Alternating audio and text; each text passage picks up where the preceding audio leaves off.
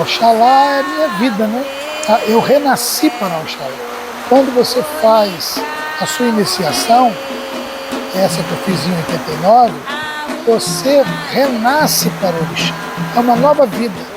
Sua vida começa de novo dali. Então, Oxalá é tudo na minha vida, né? Oxalá é quem escuta meu lamento. Oxalá é quem enxuga minhas lágrimas. Oxalá é quem escuta o meu agradecimento. Muito mais agradecimento do que lamento, né? Eu agradeço muito ao Olodumare, ao Oxalá, a todos os orixás do meu barracão, aos falangeiros que aqui trabalham também. Oxalá é isso, é vida, é amor, é harmonia. Oxalá é símbolo da paz, ele agrega todos os orixás à sua volta, ele é esse patriarca maior do candomblé. Existe um carinho especial por Oxalá, de todos os orixás e todas as pessoas.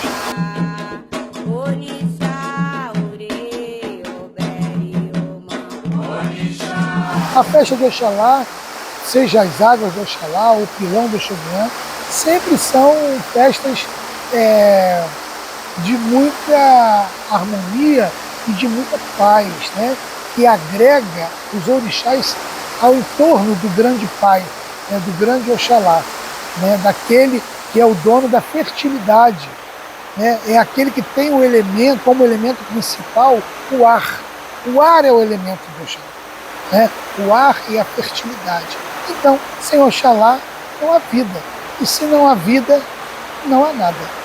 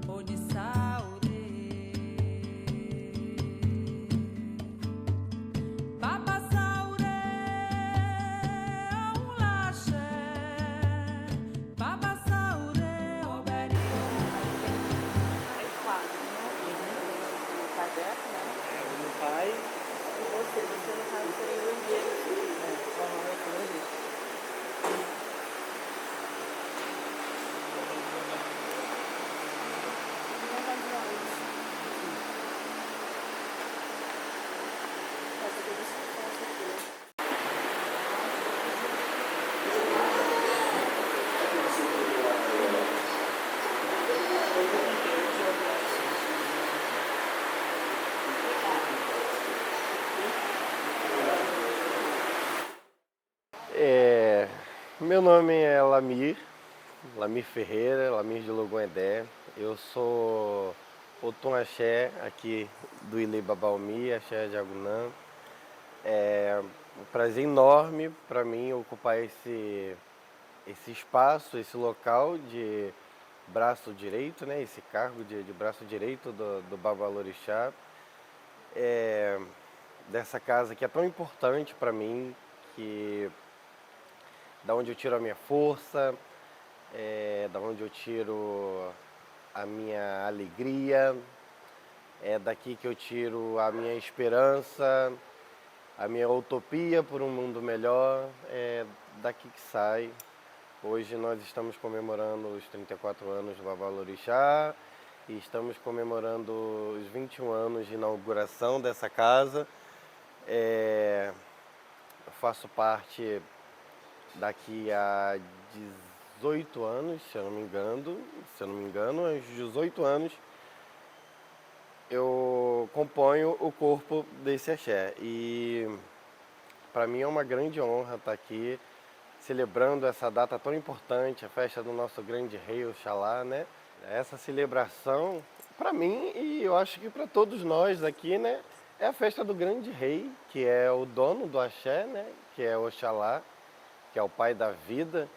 e que nós viemos aqui aos pés de Oxalá pedir por um mundo melhor, com mais paz, que Oxalá vá tocar cada um que esteja precisando, que esteja necessitando de um acolhimento, de um abraço, cuidar da saúde daqueles que necessitam, porque Oxalá é vida, né? Então, é essa a importância de cultuar o orixá, esse orixá em especial, Oxalá, tão grande na nossa vida e o dono dessa casa maravilhosa, né? É uma festa que enche os nossos corações de alegria. Quando se tem função, quando se tem a função na casa voltada a Oxalá, todos nós nos pomos de branco em reverência a esse orixá, em reverência ao arquétipo de Oxalá, que é o branco, né? Ele representa essa própria pureza, a vida, né? É isso. Olha, a mensagem que eu tenho para deixar eu desejo que Oxalá toque o coração de cada um, levando muita paz, muito axé, muita harmonia e muito amor para a vida de todos.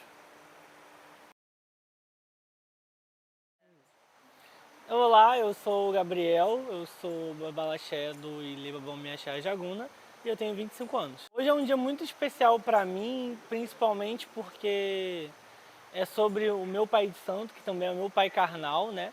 E tudo relacionado ao orixá já é muito especial para mim sempre, porque eu fui nascido e criado aqui. Então, meu coração pulsa isso aqui 24 horas por dia, desde o dia que eu nasci. Só que quando é uma pessoa que é da minha família carnal, assim, é muito mais... é um peso muito maior, né? E uma responsabilidade muito maior também. Então, acho que é só um sentimento muito grande de gratidão mesmo, felicidade de poder estar aqui, de poder participar e de poder fazer com que as coisas fluam da melhor forma possível. Então, eu vou herdar não só por ser filho carnal, mas porque eu também tenho um cargo, que é o cargo de babalaxé, que foi dado pelo orixá do meu pai, por Oxalá. É inevitável ter ele como um espelho, né? Ainda mais quando você convive diariamente, quando você vê que ele é uma pessoa que ele luta muito por ajudar os próximos, por fazer transformações na nossa comunidade, por levar a nossa religião para outros lugares. Eu almejo alcançar um dia chegar próximo, né, do que ele é atualmente. O Oxalá, ele é sabedoria, né? Ele é amor, ele é a criação, né? O Oxalá que criou a gente. E gratidão, só consigo sentir gratidão. Eu penso nele como uma força que move não só as forças da natureza, mas a gente também, de certa forma. Até as pessoas que não entendem de alguma certa forma são influenciadas a pensar de uma forma mais humanitária, de pensar de uma forma mais solidária, de enxergar mais as outras pessoas como iguais. Eu espero que o nosso axé continue crescendo sempre da melhor forma possível, porque as pessoas confundem às vezes muito quantidade com qualidade. E eu só espero que a gente consiga continuar ajudando as pessoas como a gente sempre ajuda, continuar dando o nosso melhor pelo orixá e pelas pessoas, para poder tocar o coração delas de alguma forma e que elas possam dar prosseguimento ao que nós fazemos aqui. Deixar de legado mesmo, o que a gente sempre lutou para construir, que a gente continue construindo e que fique cada vez mais forte, que se expanda cada vez mais.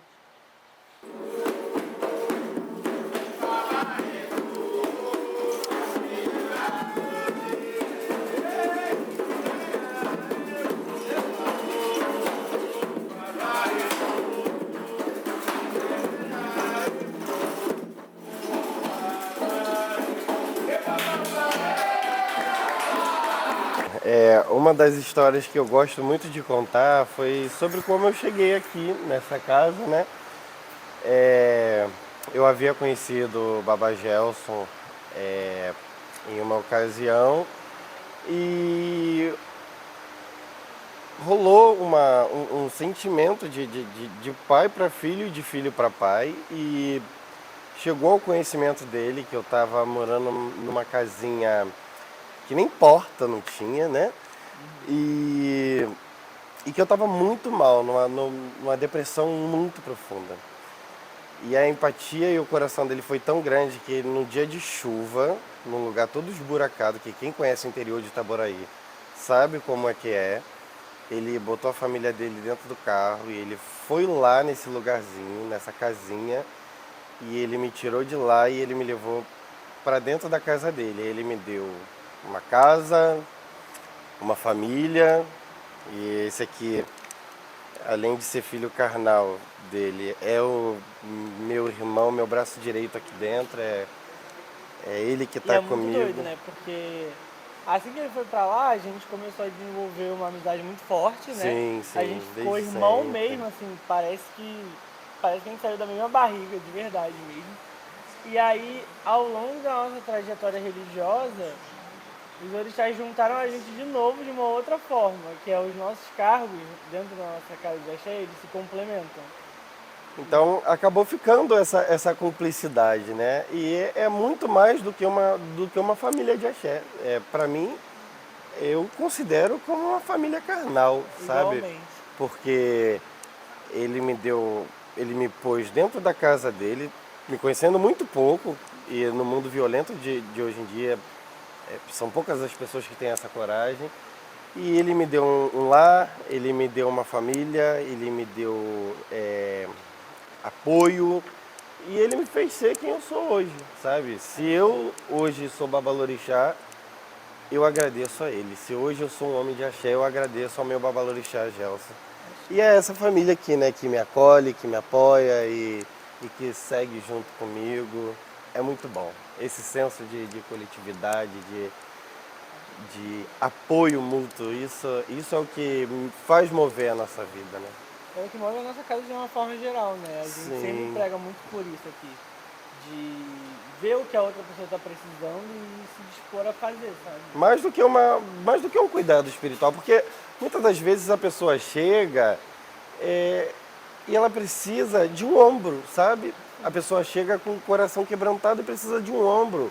Ela precisa ouvir uma palavra de conforto e ela precisa simplesmente falar também. Ela, Ser ouvida, às vezes, né? só que é um ouvinte. E nós temos muito isso, por mais que a pessoa amanhã ou depois não fique, isso é natural Acontece, de todo normal. axé.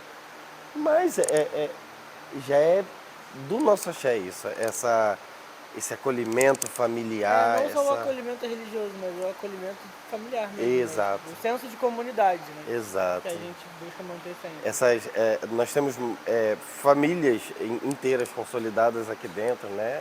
Pai, mãe, avô, sobrinho, netos, das famílias carnais que vêm aqui para dentro. E o que torna muito mais forte esse senso de família mesmo, né? Esse senso de união.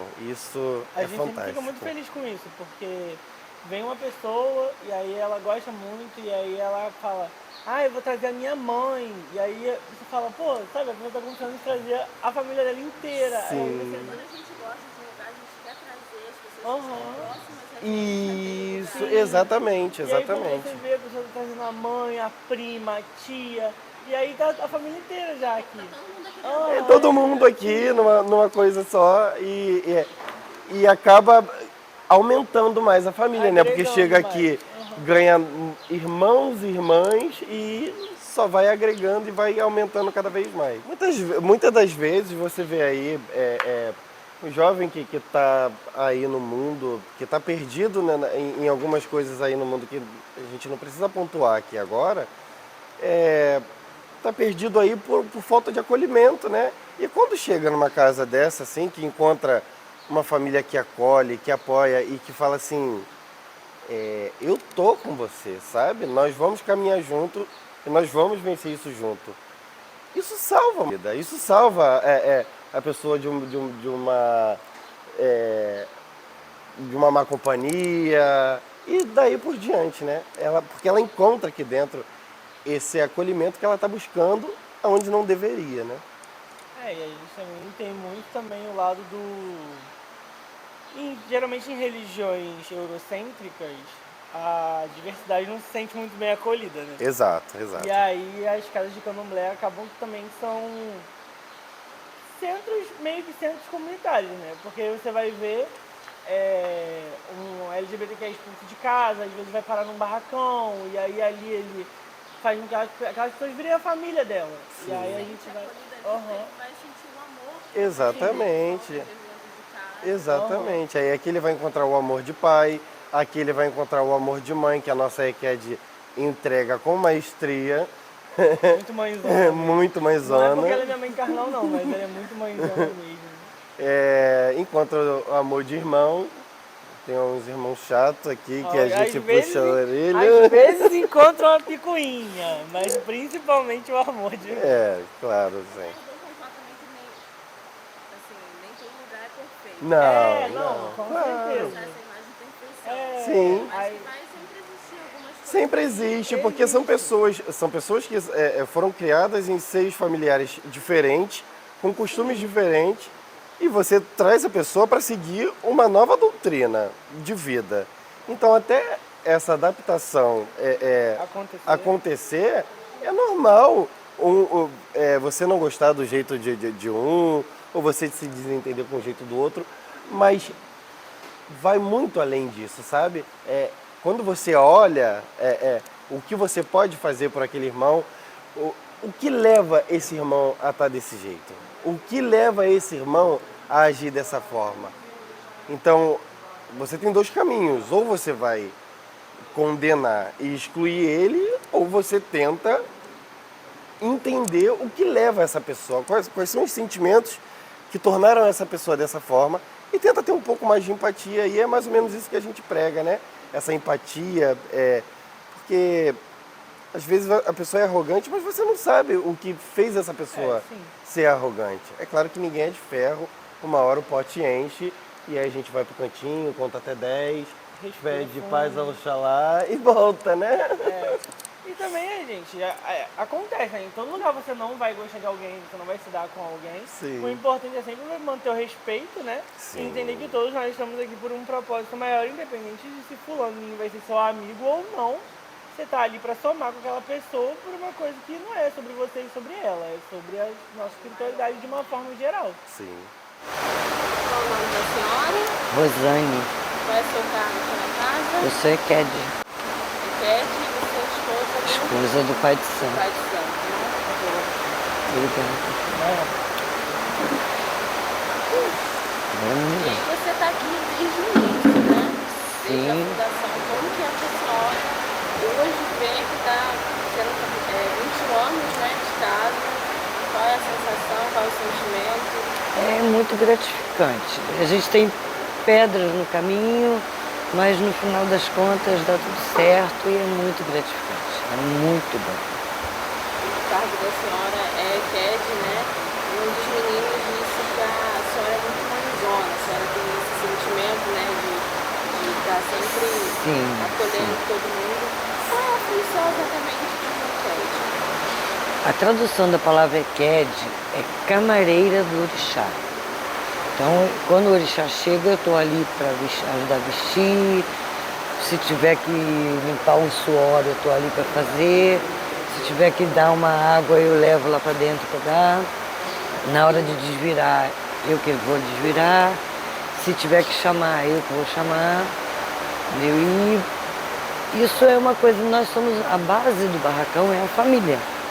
O meu marido, que é o Babalorixá, eu sou EQED, tem minha filha, que é uma Ebome, e tem meu filho, que é o herdeiro do barracão. Então a base é uma família. Então todos que entram têm que ser agregados a essa família. Se ele não agrega, ele não fica. Se a pessoa que entrar não entrar para somar, ela por si só sai. Então não fica, a gente é uma grande família.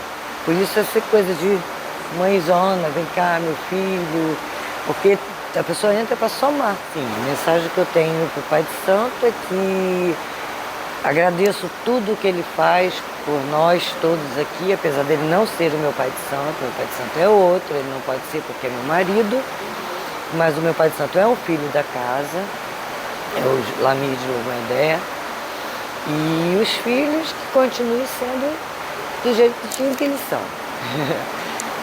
Há 34 anos atrás, na verdade foi dia 26 de janeiro de 1989, eu estava desempregado, eu morava numa casa de aluguel, uma vila, uma casa muito pequenininha, né? E eu já vinha na religião há muito tempo.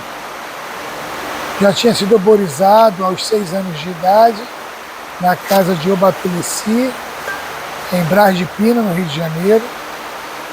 E levei algum tempo para fazer santo, porque minha mãe era Ialorixá, e ela não queria que eu seguisse o caminho das religiões de matrizes africanas. Por algum motivo havia esse pensamento. Muitas pessoas naquela época tinham esse pensamento de não incentivar seus filhos a seguirem as religiões de matrizes africanas. Ao contrário de outras religiões que já levam seus filhos pequenininhos, né, para a igreja católica, né, igreja evangélica, protestante, enfim. E aí eu levei muito tempo para fazer santo. Fiz santo em 89, há 34 anos atrás. Mas a minha situação era muito difícil na época. Eu não fiz santo porque estava doente, ou porque eu tinha uma necessidade enorme de fazer santo. Não foi assim, como acontece com algumas pessoas, né, que tem uma necessidade de saúde, alguma coisa assim. Mas eu gostava, que era um mundo que me encantava e que me fascinava, o mundo dos orixás. E eu queria fazer santo, mas eu não tinha condições financeiras. Até que eu consegui, em 1989, fazer a minha iniciação na fazenda Culubambê, né, atrás do batalhão florestal, na Estrada do Capote. Lá com Marcos Dochoguian, eu fiz a minha iniciação no candomblé de Angola, da nação Angola. Eu fui iniciado então em Angola. E a minha vida melhorou logo assim que eu fui santo, logo assim que eu renasci para o orixá? Não, não melhorou, né? A minha vida também não piorou, né? Mas eu tive uma série de provações, eu tive um ano muito difícil depois que eu fui santo, né? Mas perseverei na fé, fiquei firme na minha fé, fiz o meu preceito direitinho, cumpri as coisas que eu tinha que cumprir, até que fiz minha obrigação de 3 anos, ainda com muita dificuldade. Depois de 3 anos dentro do axé, dentro do orixá, é que minha vida começou a melhorar no sentido material, né? Mas no sentido espiritual, eu já me sentia acolhido e confortado dentro da religião. Aquilo eram desafios, coisas pelas quais eu teria, né, tinha que passar naquela época, até para haver um amadurecimento, o início do amadurecimento espiritual, criar essa intimidade com o orixá, com o santo, com o sagrado. Mãe menininha, ela deixou como herdeira a sua filha carnal, Creusa de Oxum. Com o falecimento de Creusa, quem herdou foi a mãe Carmen de Oxoguian, que até hoje é a líder no terreiro do Cantuá, na Bahia. No Cantuá, a sucessão ela é consanguínea e sempre, né, a filha herdando a cadeira da mãe. Quer dizer, uma mulher herda a cadeira de outra mulher e há uma herança consanguínea, os filhos. Lógico que isso é uma coisa do Cantuá e de outros axés, mas não é em todo lugar. Tem muitos lugares que a sucessão se dá pela escolha no jogo de búzios, né, no de lobo. Mas são tradições, não há nada, não está certo, não tem nada errado, é só tradição de cada casa. Hoje, o Babalorixá que está aqui já, ele já está aí, ele está aqui já desde quarta-feira, fazendo os rituais aqui desse meu Ajodum. Ajodum é aniversário, né? Meu Ajodum de 34 anos. O herdeiro é o Heré, né? Ele é conhecido como Heré do Oxóssi. Ele, o meu pai de santo, Beto do Oxoguian, ele era filho de Carmen, a herdeira, né, do Axé Cantuá. Ele era filho de Carmen. Então, eu, consequentemente, era neto de Carmen. Sou ainda, né? Mas, com o falecimento do meu pai, nós tivemos um ano de luto, né? E nesse luto a gente não pode bater, não tocar festas, tirar iaôs, enfim. A casa fica parada. Tendo terminado esse luto, vem então, né, a posse do herdeiro. Quem é o herdeiro? O Heré, que também era filho dele. No caso, é filho dele, meu irmão, né? Então, o meu irmão, que foi escolhido por Oxoguian para assumir o trono em caso do falecimento dele. Ainda em vida, Oxoguian escolheu o seu herdeiro. E com o falecimento, espera-se passar todo o resguardo de um ano, o preceito, né? Fazer os rituais que têm que ser feitos. E aí tem uma festa para ele assumir o trono. Como teve uma festa belíssima lá em Jardim Angá, onde é o barracão Caxias, onde é o barracão do meu pai de santo, né? E agora, é um barracão muito bonito, ele agora é o herdeiro. Por isso, né, tendo passado os trâmites, ele está aqui me atendendo, fazendo todos os rituais necessários para a comemoração desse meu Ajodum de 34 anos. Olha, o candomblé, ele é uma escola onde você nunca se forma, né? Ele é uma escola que você nunca vai pegar o diploma. Você vai estudar para sempre e você não vai se formar dentro dele. O candomblé, foi criado no Brasil, é uma religião brasileira, não é uma religião, é uma religião, obviamente, de matrizes africanas, tem sua origem, né, seus preceitos na África, mas é uma religião com a identidade brasileira. E o candomblé, ele não tem uma receita de bolo, né? O candomblé tem as doutrinas, os dogmas, a filosofia do candomblé, mas tem o ritmo, né, a identidade de cada axé. Um não é igual ao outro. O pai de santo hoje, ele vai encontrar o que eu encontrei no passado. Um ambiente difícil, porque o candomblé tem um ambiente difícil, porque nós ainda temos, primeiro, uma discriminação muito grande, racismo religioso. Nós temos que enfrentar essas forças externas que a todo momento nos atacam, que tentam nos diminuir, né, nos colocar numa situação de inferioridade, como se ainda tivéssemos na época da escravidão. Uma religião de negros para negros e que acolhe a todos, negros e não negros. Então, nós temos uma filosofia de prezar pela união, pelo respeito, né, pela aceitação das diversidades, mas dentro do candomblé existem muitas questões, né? Uns abás meus, são os mais antigos, costumavam dizer que o conflito nunca vai terminar dentro do candomblé. Por quê? Porque o candomblé ele foi gerado num ventre de conflitos. Então o conflito vai ser uma recorrente no candomblé.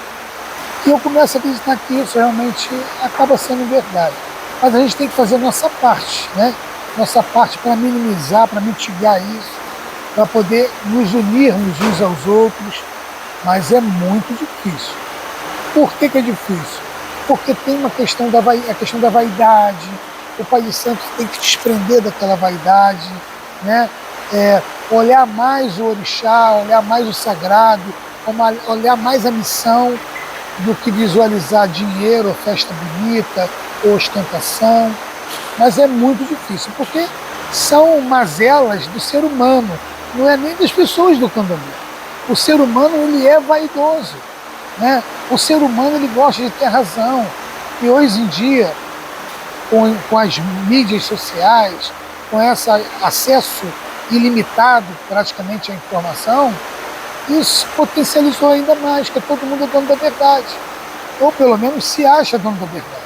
Então é irmão atacando irmão, é dizendo que a casa do outro está errada, é porque ele sabe mais, é porque isso não é assim, é porque isso nunca foi assim. Então, quer dizer, isso não soma nada. eu costumo dizer, nós não precisamos que o evangélico nos ataque, nem que o budista nos ataque, enfim. Porque a gente já se ataca, já existe uma guerra interna que acontece a todo momento. E nós estamos tentando acabar com isso. Eu participo de alguns grupos, né?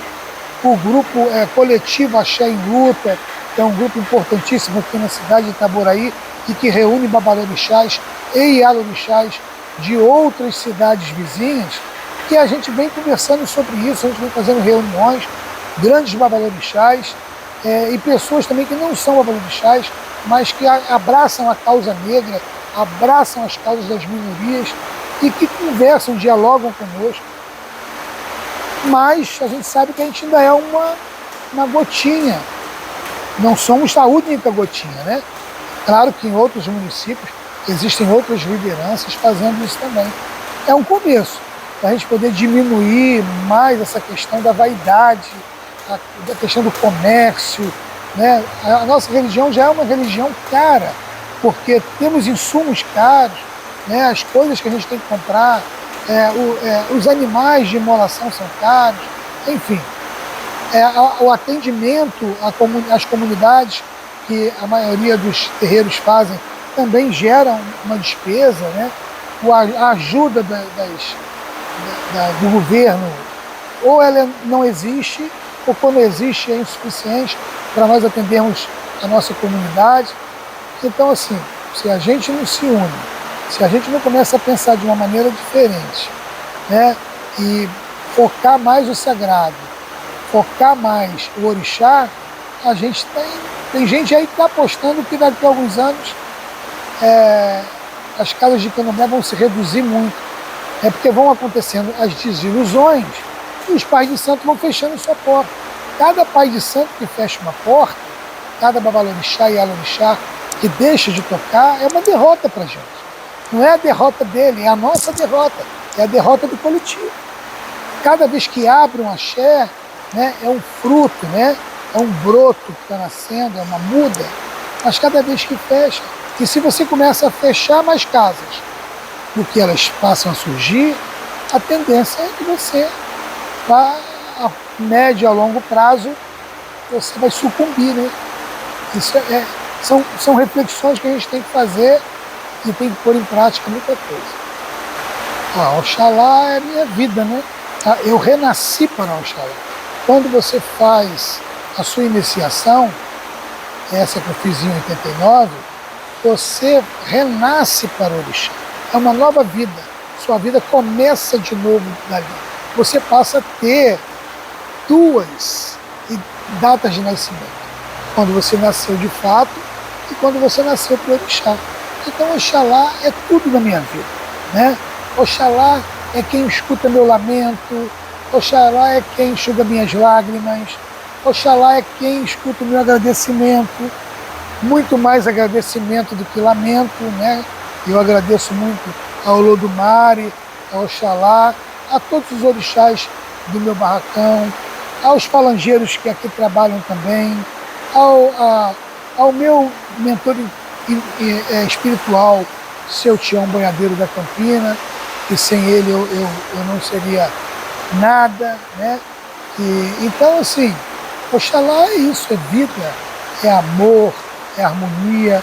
Oxalá é símbolo da paz, ele agrega todos os orixás à sua volta, ele é esse patriarca maior do candomblé. No candomblé não existe orixás maiores ou menores, né? Todos eles são maravilhosos e todos eles têm o seu grau de importância. Mas existe um carinho especial por Oxalá, de todos os orixás e todas as pessoas. A festa de Oxalá, seja as águas de Oxalá ou o pilão do Oxoguian, sempre são festas de muita harmonia e de muita paz, né? Que agrega os orixás ao entorno do grande pai, né? Do grande Oxalá, né? Daquele que é o dono da fertilidade, né? É aquele que tem o elemento, como elemento principal, o ar. O ar é o elemento do Oxalá, né? O ar e a fertilidade. Então, sem Oxalá não há vida. E se não há vida, não há nada.